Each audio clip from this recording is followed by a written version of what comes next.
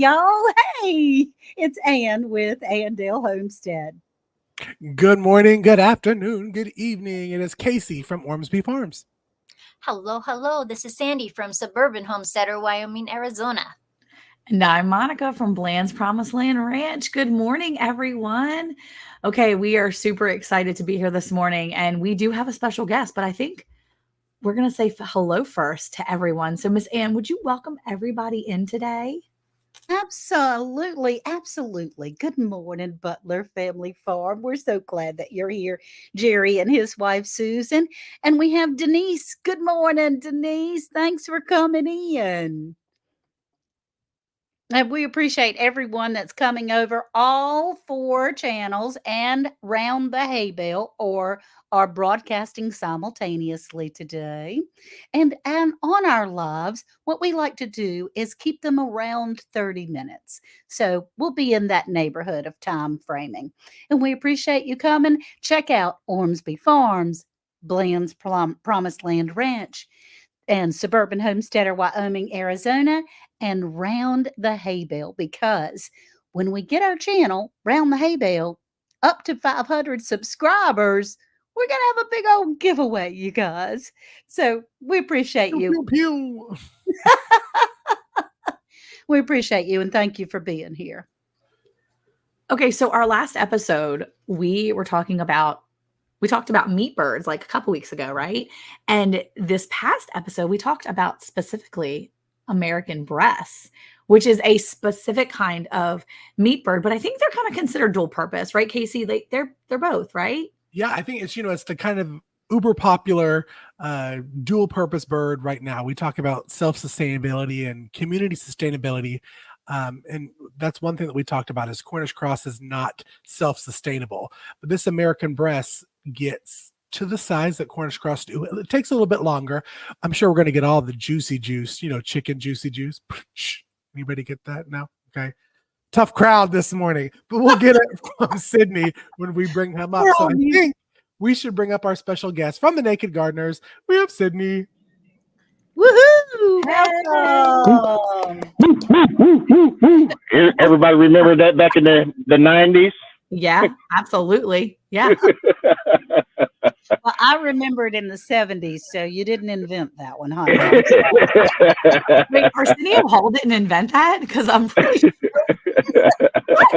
Miss Ann just wrecked my world just now. Okay, I thought Arsenio Hall was the genius behind that, but Ain't nothing new in this crowd. So we're talking about American breast today. Yeah. Yes. Sydney, talk a little bit about you and your wife's background in American breast and how y'all got started into this dual purpose breed. Well, we got started in this by accidental. We started off as foodies. We were urban backyard gardeners in the Dallas area, small urban backyard gardeners in the Dallas area. We were basically growing our own foods. And then we went to a homesteading life conference where we decided not only can we grow our own food, we should be able to raise our own food. And we started off with egg layers, basically the gateway to homesteading is started off with egg layers and turkeys. Got to love turkeys. The Mrs. Naked Gardener, she did not like turkeys. We wound up processing our turkeys and stuff. And then I was looking, since we're foodies, for the world's best tasting chicken, and American breast came up. I was looking, and so I saw that this one farm or hatchery had the American breast, and so we put an order in for those. And then right when they were about to send us these birds, they said that they had an unbelievable hatch rate, and that they could send us 100. When we initially were going to only have 30 of these birds, and they said they had an incredible hatch rate, and that if we take 100 of these birds, all we would have to do is pay for the shipping of these extra 70. I was like, why not? And so we decided to take these birds, and then we just grew them out. We was like, you know what, we can start just raising them on our own. And as content creator, we showed our journey of with the American breast, and then people like was asking us, hey, can you give us some hatching eggs and this and that? And so we started looking into it and find out we can't just send hatching eggs. We have to be NPIP certified and all this other stuff. So we just got that journey of being that, because otherwise you have to pay a fine. And even though some people don't like Uncle Sam in their pockets, you know, sometimes you got to give a little to give a little and stuff. So but it's been a great journey for that, and not just with American breast. Just any heritage bird is a great sustainable, self-sustainable bird compared to a Cornish cross or any hybrid bird. Hybrid birds are more for the production people that's willing to sell their birds for them, and people that would like the big-breasted birds. The heritage birds are more for the self-sustainable, I consider homesteading type birds, that people that can feed their families and stuff. So that's my intake on that. That is awesome. Now, I understand that some people call the American breast the patriotic bird because the combs are red, they're white, and the legs are almost blue. Is that correct? Correct. So they originated from France, and Brett, I forgot, the Greenfire got them from France, and France did not want them to be called breast, just breast. So that's the reason why they call them the American breast. They started back in 2011, I believe it was.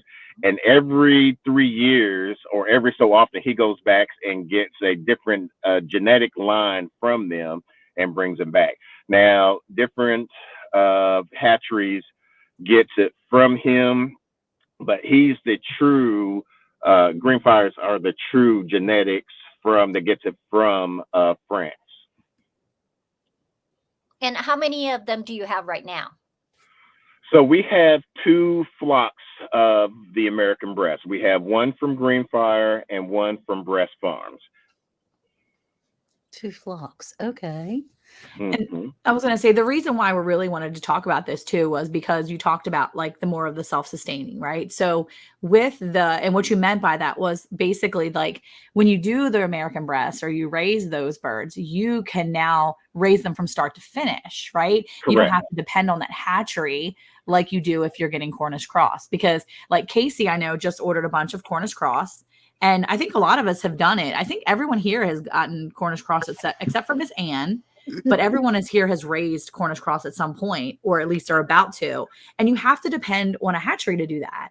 And that was one of the things we really discussed that I think that a lot of us really like is the ability to know that we can raise this bird. It comes out to be a good flavor. We can raise it a little longer maybe than a standard meat bird, a Cornish cross. Do they last longer than a Cornish cross if you want them to? Is that an option? Yes. Now, and I don't want to bash hatcheries, but it's just you have more flexibility of the heritage breeds. And I just don't want to just only say American breast, but just heritage breeds, you have more flexibility. Like right now, we're in Northeast Texas where we're reaching triple digit weather, and our American breast is out in the pasture, free range, not free range. They're in a fenced in area.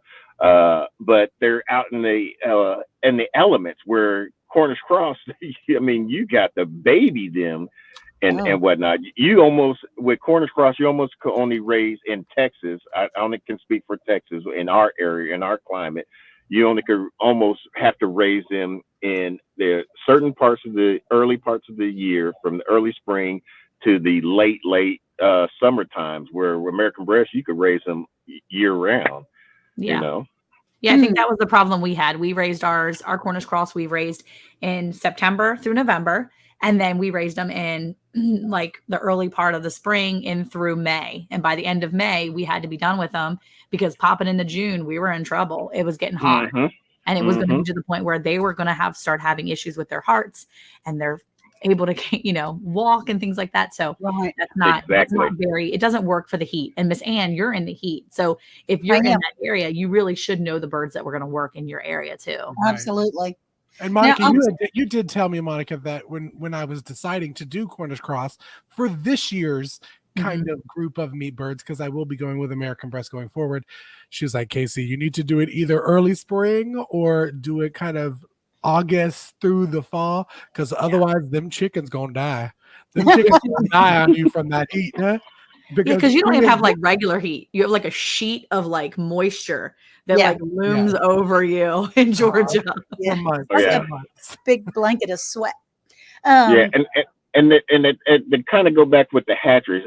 Let's take, for instance, back when the pandemic or where we had that bird flu scare, where a lot of the hatcheries had to euthanize a lot of their Right. birds. Then what happened? You had to wait for the whole new cycle of their animals to get, and then you're like, oh man, I should have ordered my birds. And now what you got to do? So that's why Right. I'm all for, if you're not doing productions, I'm all for heritage breeds. If you're a productions and stuff, then I'm all for hybrid breeds type of meat birds. Okay. Yeah, Well, it makes the most sense. I Well- do have a question. I'm sorry, Sandy. No, go ahead. I have a question because I was trying to explain this to Worth. Now, my husband was raised out in the country. They had chickens, they had roosters. That's how they fed. They had 7 children in their family. That's how they fed them often. And they had a hen house, but mostly they just stayed in the yard. And I can't do that here. And so we were talking about having a pen specifically for the birds. You got a choo-choo train.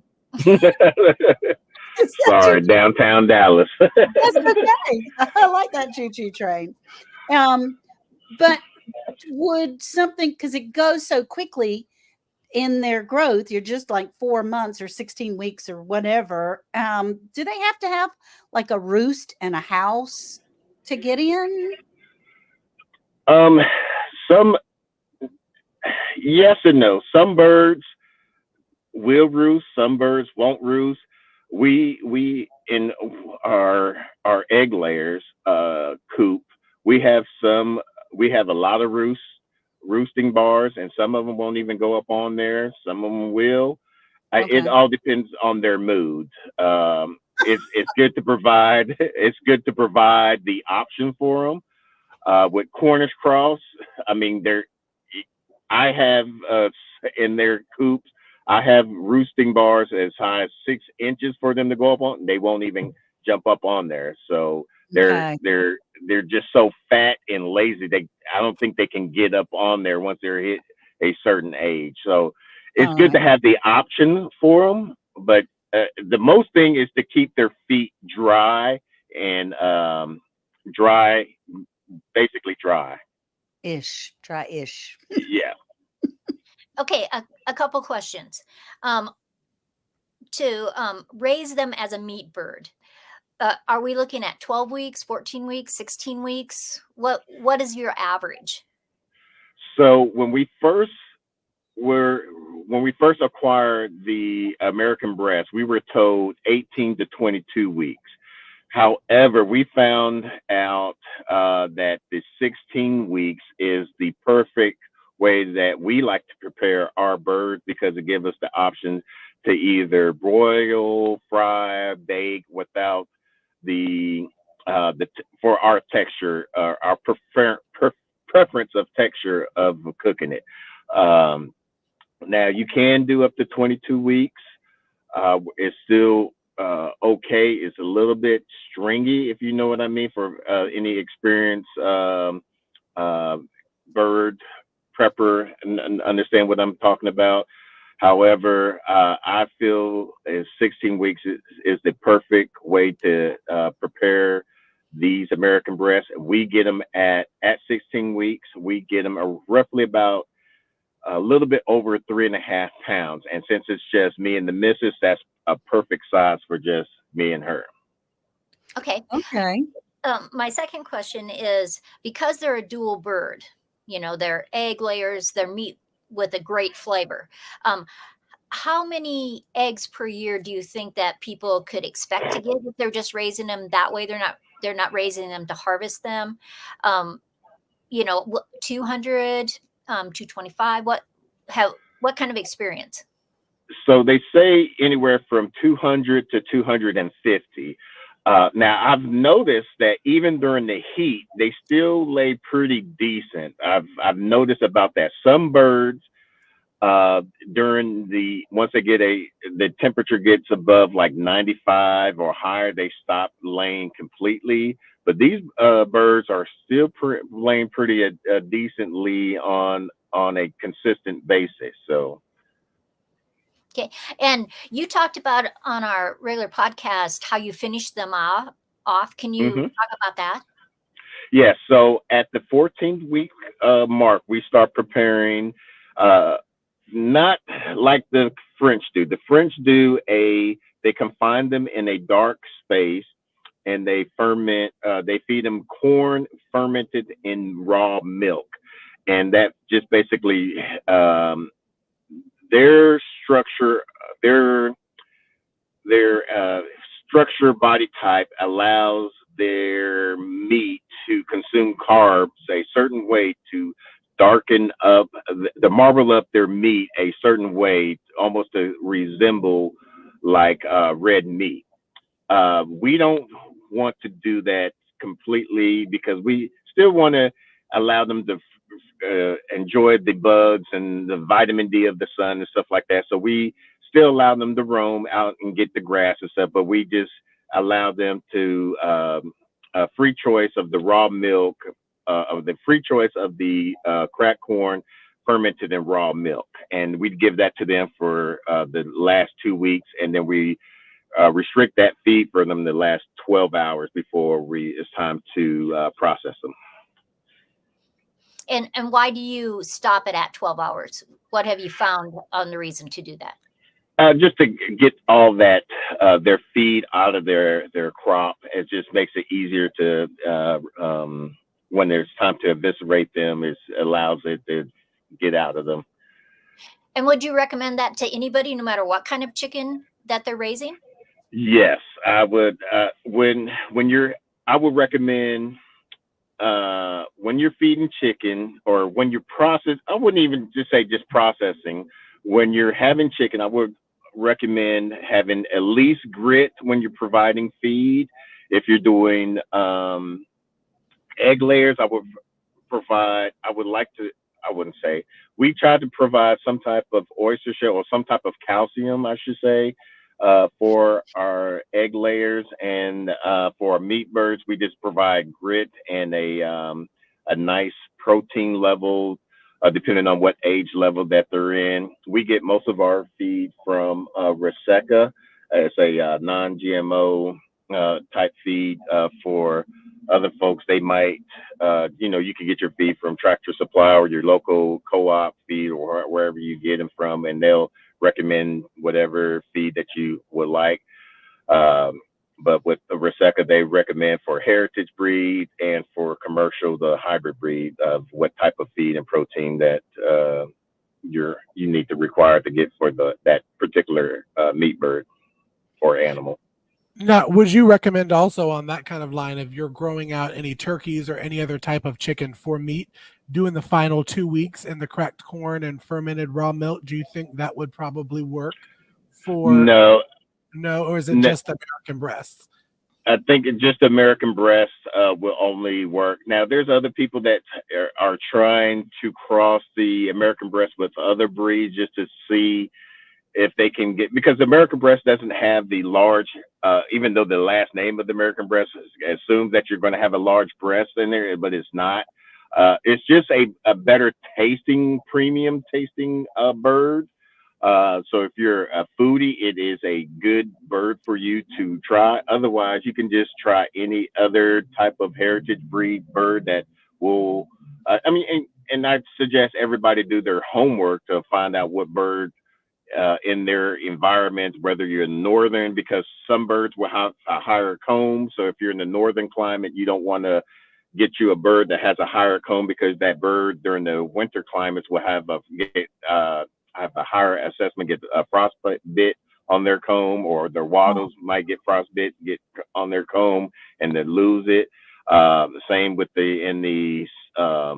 if you're in the southern climate, check to see if that bird is better suitable for the southern climate, because if you have a more winter bird and they get that triple digit or humid temperature, that you might lose that bird to heat exhaustion and stuff like that. Yeah. Mm-hmm. Don't get the bird because it looks pretty or it lays beautiful eggs. Guilty. We all are. I'm telling you. But I'm learning so much, and I'm learning that there is a science to raising chickens. And We all are. I'm still learning. And I take all of this through APA. We learned a lot through APA. APA is a American Pasture Poultry Production Association that Joe Salatin started a long time ago. His son now kind of takes it over and stuff. We've been learning through a lot of things through members of APA about production animals of the poultry, for not just chickens, but also ducks, geese, turkeys, and stuff like that. So anybody that's into production of the poultry, I highly suggest joining that. Is very cheap. Annual membership of $50. They once a month they have a online call on a Thursday where you can talk with Joel Salatin or listen to Joel Salatin talk, where you can ask him questions and things of that nature. They do a weekly newsletter where you can ask questions on the newsletter, where you get people from Canada, Mexico, all over, for experienced producers that will answer your questions. I mean, it is amazing of what you can get from there. Okay, that's a wonderful resource. Well, I mean, it's just when I started out gardening, I didn't know what plants grow well in what climate, or how to do it, or I mean, I'm the one that planted every seed in the whole packet. So Yeah, we but learn. isn't this the best thing about our community? That we can learn from each other. We can, Yes. like coming on today and asking questions from the chat, and just really getting more information. Like, I didn't know about the Thursday night. I would join just because I'd like to do that. Right. That would be worth it to me. Mm-hmm. Yeah. The emails alone, the daily emails I learned from there, is just mind blowing from that. I mean, it's just amazing on learning about different feeders, auto feeders, and waterers that you can add into your flock to help make your stuff more efficient if you're a producer. So. Okay. Well, that sounds like a wonderful learning tool. Now, and they also meet up once a year. They're finally doing they finally let out that they're going to do the end of January of next year in Allen, Texas. But this might be the last time they do it in Texas. They possibly might be doing it in either Georgia or Florida the following year. So who knows? But I'm excited about that. They have the guest speaker. I forgot the name of it. They put it on Instagram. They have a Facebook and Instagram. So if anybody's listening, join APA, follow APA on Facebook, Instagram. I'm not sure they have YouTube or anything, but Facebook and Instagram, follow them. Tell them I sent you. And is it APPA? APPPA. Okay, awesome. So right now, is the American Breast the only chickens that you're raising, or do you have any other ones on your place? So we will be the 21st of this month. We will be doing a comparison. We're going to be raising Cornish cross and American breast. We actually have about 90 plus American breast hatching eggs in our cabinet incubator. And we're Wow. going to do we're going to be doing a feed comparison, a mortality rate, a side-by-side environment. So we're going to have them in a similar John Suscovich tractor, moving them daily and everything, kind of basically seeing how well they compare simultaneously at the same, basically how well they do compared to each other, if they're even worth, raising, so we'll be, that's going to be an interesting video to watch or do the experiment and everything. So I'm excited to get that out.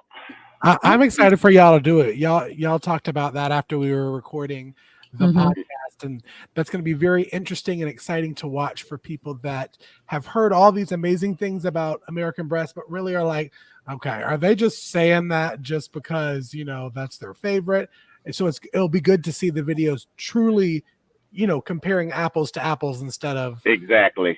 I want to, because everybody say, oh, you never get the feed conversion rate. Well, I'm going to actually, record every time we feed them, record each time we feed them and everything. And at the end of the processing, going to calculate how much they feed and how much they weighed at the end of each cycle. And we're not going to feed the Cornish cross, because normally we try to feed the Cornish cross to make pieced out weight. So we try to make the Cornish cross to be at least 4.5 pounds or higher, so that way we can get a good piece out rate. That's, if anybody's want to piece out Cornish cross, that's what we learned from APA. See, that's something that y'all need to learn.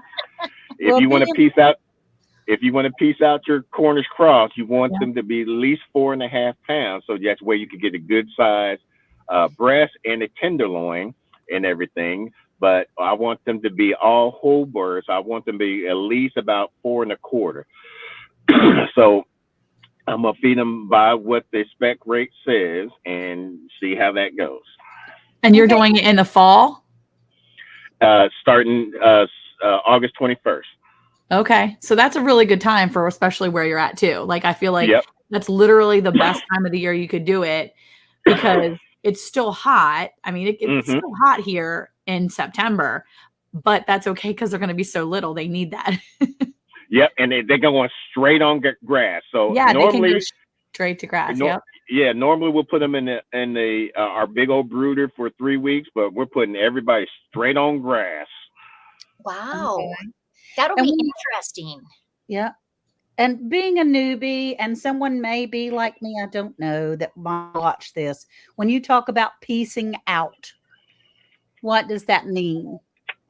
So piecing out is normally what producers would do is to get more bang for your buck. So for us as a newbie, we sold our birds as whole birds. So you'll probably we were selling our birds anywhere from $7 to $7.50 per pound. And they kind of sell slow. But we found, going through APA, we found out if we piece out our birds, so you'll piece out your whole chicken bird, one bird.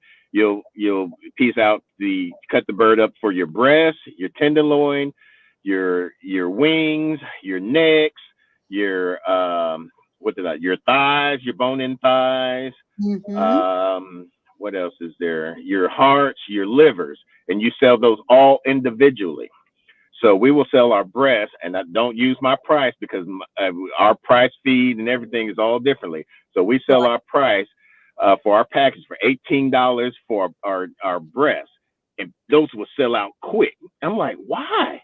Our thighs, our bone-in thighs is $16, sell out quick. Our wings, $14. I mean, I was like, so you get more. So you basically, for all those pieces, will sell out more. Yeah. And compared to what you would sell for a whole bird, because most people in today's world don't know really how to cut up a whole bird, and they don't want to do the work. And they don't want to do it. Yeah, I was about to say. Yeah, so they're paying for convenience. Yeah, exactly. It's not that they don't know how to. Sometimes I want to say probably you're at a 50-50 on that one. I'm just trying to be generous there, but 50% of the time people don't know how. But I think a big chunk of that too, 50% of the time, people just don't care and they don't want to do it. They just don't have time because they don't make time to do the things that would save them money in the long run. They just get it because it's easy. I wonder if, because when I look back on what I taught my own children, I'm not sure. My mother taught me how to cut up a chicken, but I'm not sure that I taught my children, because by that time, everything we bought in the grocery store was already pieced out. So I want everybody to do, by the end of this month, to take their children, ask them without showing them how to cut up a whole chicken. That's a great That'd be idea. a great videos. Yeah. Would be. Well, I will say that after Eric's injury in Thanksgiving, he hurt himself. He literally stabbed himself doing our turkey for Thanksgiving. And, I took him to the ER. And in the meantime, I had my kids, my daughter, who was 19, she was supervising, but the rest of the kids, ages 16 and down, all the way to 8, were the ones finishing that bird for Thanksgiving. They did it.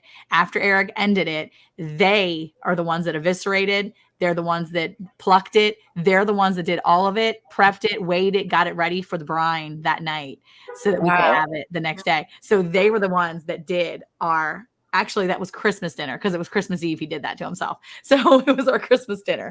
And so while we were at the ER on Christmas Eve, our kids, ages 16 and below, according to my 19-year-old's help, were the ones that finished off that bird for us and did it. So I wonder if they could breast one out, though. I wonder if they could piece it out. I don't know. But it is a good challenge. Or that'd be great. That would be great. It's a good one. Battle of the Blands. You get a bird, and you get a bird. Now go. Do that video. And you know what? The funny thing was, at the last APA convention, they did a fastest time who could piece out a whole bird, and one lady pieced out a whole bird in under 30 seconds. Wow. She must have had a sharp knife. Good for her. A lot of practice. Yep. Yes. That is awesome. Well, Casey, it's been just about 30 minutes. And so maybe you could help us and say thank you so much to the Naked Gardener. Absolutely. Again, we are so grateful that Sydney jumped in and jumped out. We lost him. Jumped in and jumped out, and for his knowledge and expertise on the American breast. I'm saying it, and jumped back in. There he is. And jumping in. Hit the wrong button. Hey, just so you know, too, everybody, his link, I dropped the link to their channel in everybody's page. So if you're in one of our pages, make sure you go check out his link, because it's in it's in one of the feeds. It's an awesome channel, y'all. It really is. It really is. And the two of them are just super knowledgeable. And we were so blessed and honored to have them. And he jumps back out. Jumping in and out. Okay, so I'm gonna wrap this up and jumping back in. Yay! I'm done touching the screen. I was gonna say we like saying jumping in and out. But if y'all haven't, go ahead and scan that QR code and listen to the episode with the Naked Gardeners. They were with us for Talking Meat Birds, and they were there for last week, the newest episode on American breast. They are a wealth of knowledge. You definitely want to tune into those 2 episodes, because I was taking notes the whole time. And again, thank you everyone for coming in to today's show. We appreciate y'all taking the time to come in and say hello and let us know what you have done. And by the time we get to 500, so share our channel. By the time we get to 500, we are doing a giveaway, and we have some really, really great prizes that we're going to be giving away. So y'all, thanks for coming in. We will see you next Friday, and tune in next Monday, because we have a new episode of Round the Hay Bale coming out. So bye, y'all. Bye. Bye. Bye. Bye.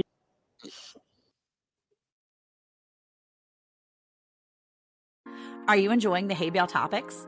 To learn more, click on the Linktree link to get all of our product recommendations, along with discount codes and more. Hey, Monica, did you know it's now even easier to listen to Around the Hay Bale podcast? What? Really? How easy? That's right.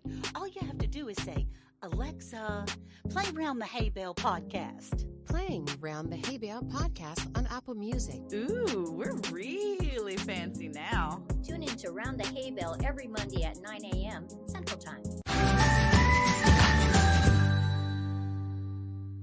We're back.